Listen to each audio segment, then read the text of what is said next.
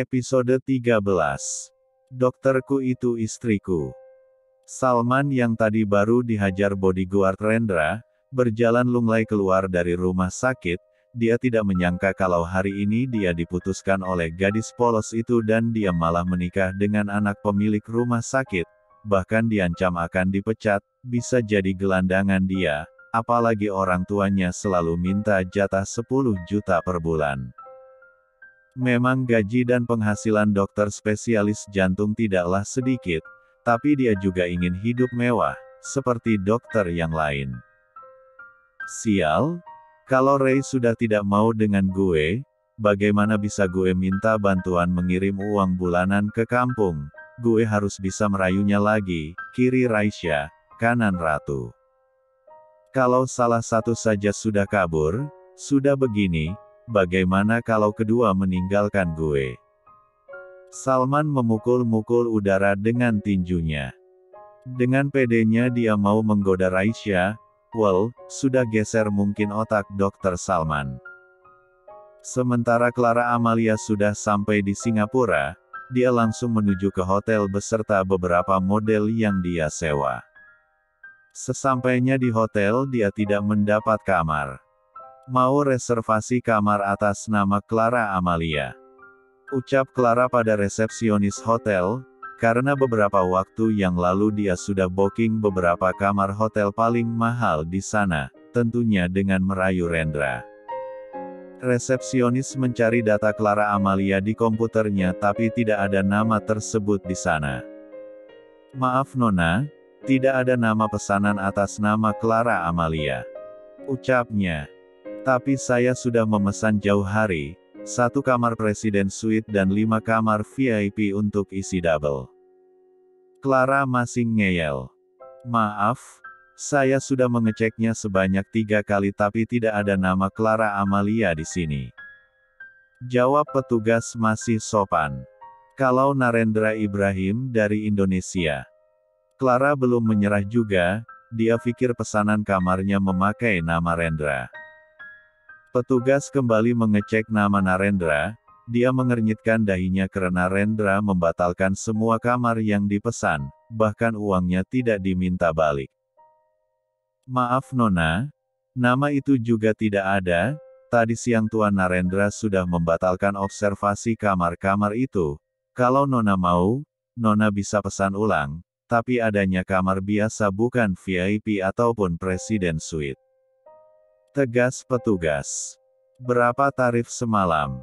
Tanya Clara, dia sebenarnya enggan mengeluarkan uangnya, biasanya dia tahu beres dan uang yang dia dapat full, tanpa dipotong apapun juga.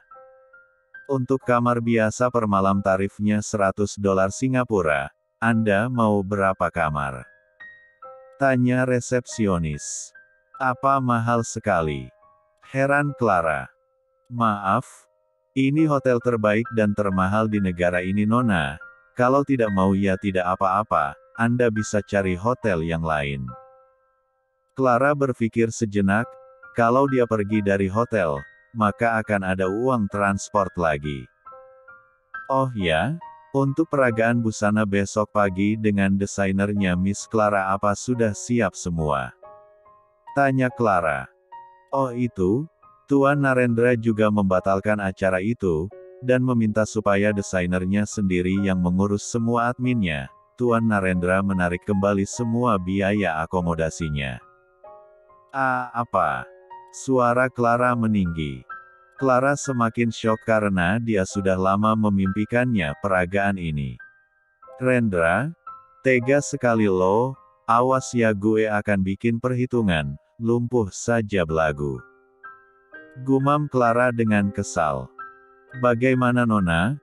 Mau diteruskan atau dibatalkan? Dan kalau dibatalkan Anda harus mengganti rugi semuanya 40% dari total semuanya, resepsionis menjelaskan. Memang berapa seluruh biaya dan berapa kalau di-cancel? Tanya Clara. $1 juta Amerika Nona, karena desainernya meminta semua peralatan dan perlengkapannya dari Amerika atau Perancis langsung. Jelas resepsionis. Clara membelalakkan matanya lebar, Untuk peragaan busana itu Rendra menghabiskan uang 20-25 miliar, untuk semuanya. Sial, berarti gue harus keluarkan uang sebanyak itu, gumam Clara. Dia mengecek saldo tabungannya. Ternyata masih ada 20 miliar. Clara punya ide, dia menelpon seorang pengusaha yang tertarik padanya. Meski umurnya jauh di atasnya paling tidak bisa membantu mengatasi masalahnya saat ini. Untung orang tersebut rela menggelontorkan uang 5 miliar, dengan imbalan Clara harus bisa memuaskannya selama 3 hari ke depan. Mau tak mau dia harus melayani pria tersebut, paling kalau menghubungi ayahnya juga belum tentu bisa membantu. Kembali di rumah sakit. Rendra sudah tertidur, akibat dari minum obat. Pak, semoga Naila bisa mendapatkan obat itu ya, dan semoga pilihan Mama kali tepat. Mama tidak begitu suka dengan anak Romeo dan Sonia itu, ibunya gila uang, ayahnya Casanova. Mama tidak mau Rendra hanya dimanfaatkan saja. Papa lihat tadi gayanya, tante saya akan menikah dengan Rendra kalau dia sudah sembuh. Cemberut Kimi. Bi, kamu jangan cemberut begitu, bisa papa makan di sini kamu. Bisik Zain. Jangan mesyefem, ini rumah sakit. Elak Kimi. Kalau begitu kita pulang saja, di sini ada Raisya yang akan menjaganya. Zain memberi pesan pada penjaga kalau Rendra butuh apa-apa bisa segera menghubungi Raisya. Benar saja waktu menunjukkan pukul 2 pagi, Raisya baru saja selesai menangani pasien yang datang karena kecelakaan akibat mabuk.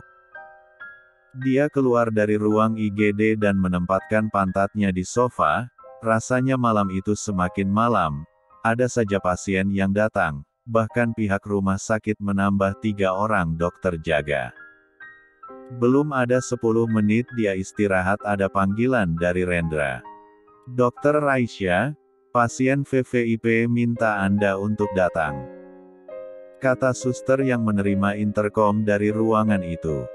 Ah, iya sus, saya segera ke sana. Dengan langkah gontai Raisya ke ruangan Rendra, rasa capek dan jantung tidak boleh membuatnya patah semangat, apalagi itu pasien spesial. Ada apa mas? Tanya Raisya, mukanya agak pucat, kelopak matanya mulai menghitam. Suara Raisya yang lembut membuat jantung Rendra berdetak lebih cepat dari biasanya. Kenapa mukamu pucat, dan ada kantung mata yang nampak jelas, kamu belum tidur? Tanya Rendra cemas. Belum? Ini baru saja selesai, ada banyak pasien darurat hari ini. Jawabnya, dan dia menahan diri untuk tidak menguap. Aku cuma mau pipis. Setelah itu kamu sebaiknya tidur di sini saja, lihat wajahmu pucat dan ada mata pandanya, entar cantiknya hilang. Ucap Rendra. Raisya melongo, dia bingung kalau Rendra mau pipis otomatis dia akan melihat ular listrik yang tersembunyi itu. Raisya menuju kamar mandi dan mengambil sebuah pispot di kamar mandi. Tubuh Raisya gemetar, perasaannya tak karuan. Jantungnya bergetar hebat. Tapi sebagai dokter sekaligus istri Raisya memantapkan hatinya, dan keluar menuju yang Rendra. Maaf ya mas, Ray akan buka celana mas. Izin Raisya. Rendra juga gugup bahkan sampai menelan selaivanya kasar. Bahkan si ular yang tadinya tidur mulai bangun. Iya, kamu bebas kok memegangnya. Dia akan jinak hanya pada dokter yang jadi cantik istriku ini. Rendra berkata asal, untuk menutupi rasa gugupnya. Episode 14. Raisya membuka selimut Rendra dan melihat area bawah tubuh Rendra, tangannya yang gemetar mulai meraih cel 4 nakaler tersebut. Raisya melihat ada sesuatu yang bergerak di balik cel 4 napi 4 ma itu. Hati-hati Raisya menurunkan color tersebut. Ada sesuatu menggelembung di dalam sana. Dia memejamkan matanya, rasanya dia ingin kabur saja. Tapi dia harus profesional. Rai, Kenapa berhenti? Sudah di ujung nih. Goda Rendra, yang sedari tadi tubuhnya juga tegang. Raisya membuka S3G3 bermuda tersebut dan menurunkannya perlahan. Anak U4R itu keluar dari sarangnya berdiri tek 4K, seakan mau menantang. Dengan segera dia memasang pispot yang dia bawa dan memasukkan kepala U4R itu ke pispot dengan segera.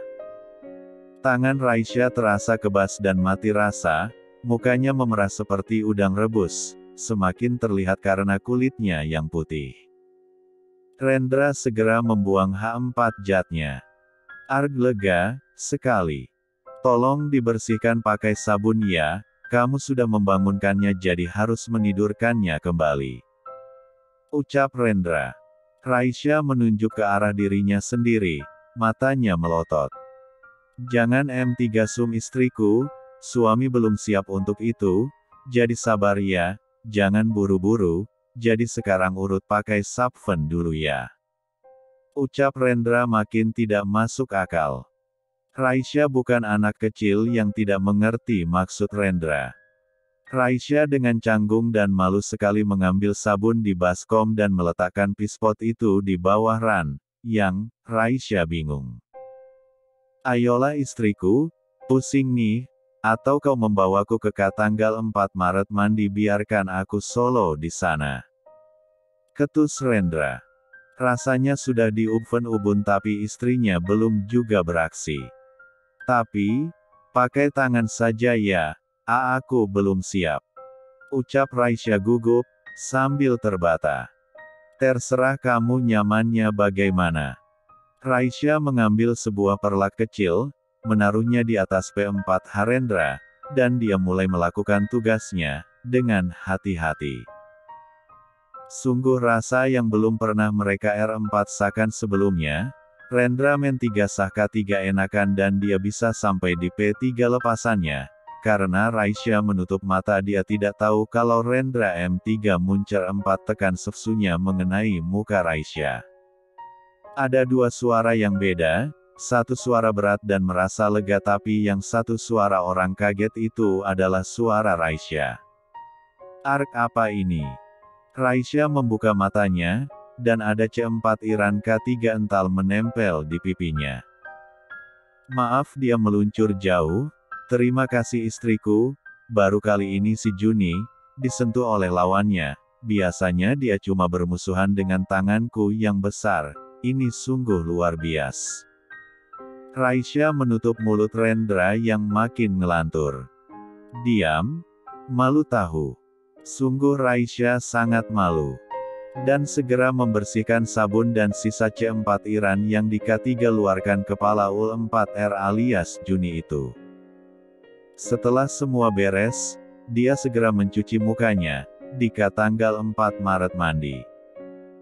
Gadis muda yang baru saja menyandang gelar istri itu memandang mukanya di kaca wastafel, dia menutup mukanya dengan kedua tangannya, sungguh tidak menyangka kalau tadi itu adalah dirinya.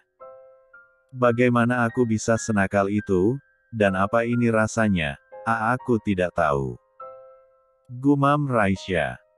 Rendra tersenyum puas sekaligus geli, rencananya dia mau mengerjai istri barunya itu, tapi dia merasakan sesuatu yang belum pernah dia rasakan. Sentevech 4N tangan Raisya benar-benar lembut dan membuatnya melayang, walau masih malu-malu dan belum berpengalaman, tapi dia menurut saja. Apakah istri-istri soleha itu seperti itu ya? Dia tidak akan membantah suaminya. Batin Rendra. Raisya keluar dari kamar mandi dengan wajah yang masih basah, mungkin dia baru saja wudhu. Mas, aku ke musola dulu ya, mau tahajud. Raisya minta izin. Kenapa tidak di sini saja, lalu tidur? Kamu jangan terlalu capek kerja. Belum lagi mengurus suami lumpuh ini. Ucap Rendra sendu.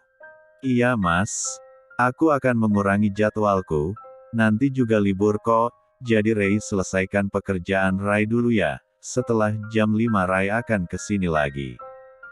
Ucap Raisya lembut. Rendra mengangguk, membiarkan dokter sekelas istrinya itu keluar. Rendra sungguh tidak menyangka akan menikah secepat itu. Tragedi membawa dia ke kehidupan baru. Rendra meraih laptopnya yang masih di pinggir ranjang. Dia mengoperasikan laptop tersebut sangat cepat, mencari tahu jenis bahan-bahan yang bisa untuk diracik menjadi obat untuk dirinya. Rendra meretas akun sebuah mafia kejam di Rusia, dan juga musuh bebuyutan kakak iparnya. Kalau mereka yang mencari resep tersebut atau bahkan mengambil obatnya, akan sangat berbahaya untuk nyawa mereka, jadi Rendra berusaha untuk menghindari pertumpahan D4 Rah. Akunnya sangat dijaga ketat, bahkan banyak virus yang menyerang perangkat Rendra, tapi bukan dia namanya kalau tidak bisa mematikan virus-virus tersebut dan membobolnya. Rendra mengetik banyak angka-angka yang rumit hingga bisa menerobos masuk tanpa ada jejak. Dia segera mengcopy resep tersebut dan mengembalikannya seperti semula, jadi tidak ada yang tahu kalau resep rahasia mereka di-copy. Rendra menghubungi Peter suami Naila kalau sudah mendapatkan resep tersebut dan mengirim salinannya ke Peter, tapi adik durhaka itu selalu memanggil kakak ipar dengan Pete, bukan Peter. Halo Pete, aku sudah mencuri resep mereka, aku kirim salinannya, supaya orang-orangmu segera meraciknya. Sudah tidak tahan aku, berbaring di kasur terus ngapa-ngapa tidak bisa, masak ngetik komputer sambil tidur, bisa juling mata adikmu yang ganteng ini. Bahaha, kamu memang selalu bisa membuatku tertawa Ren, iya oke, aku terima nih file darimu, dan segera diracik, selamat ya, Mama bilang kamu tadi menikah dengan dokter cantik yang menyelamatkanmu ya, haha. Tambah Peter. Maka dari itu Pete, aku sudah tidak kuat menunggu lama-lama, jadi kalian tidak perlu mencuri ataupun mengeluarkan uang banyak untuk membelinya, bahkan mereka tidak akan tahu kalau resepnya diculik, hehe. Kamu sebaiknya tanya ke Mama, memang otak kamu dulu dipasang apa sih, keren pokoknya. Ucap Peter. Rendra mematikan sambungan teleponnya dan mematikan laptopnya, matanya sudah pedas dan berair. Sementara setelah menyelesaikan urusannya dengan Rendra dan sholat 2 rakaat, Raisya kembali ke IGD. Panggilan apa lagi Rai? Dari ST. Sindir Vina. Apa itu ST? Raisya benar-benar tidak mengerti dengan singkatan yang diucapkan Vina. Suami tersayang. Bisik Vina. Segera Raisya mencubit lengan Vina, mukanya langsung merah. Cie-cie yang lagi salting, roman-romannya ada sesuatu nih antara Dokter Raisya dan NGS. Goda Vina. Aduh ngomongnya yang jelas pakai singkatan-singkatan yang tidak berkamus. Cemberut Raisya. Cie cemberut, pasti ada udang di balik selimut nih. Sudah lama, keluar dengan pipi merona lagi. Vina semakin menggoda sahabatnya yang polos dan tidak bisa menyembunyikan sesuatu itu. Iya ada. Raisya segera menutup mulutnya, keceplosan. Ada apa? Udang di balik selimut, ya pastilah ada sayang, bagaimana bentuknya? Vina semakin suka menggoda Raisya. Apaan sih, kerja-kerja, jangan ngerumpi. Raisya mengalihkan perhatian Vina. Siap nyonya muda. Sekarang, map yang nangkring di bahu Vina.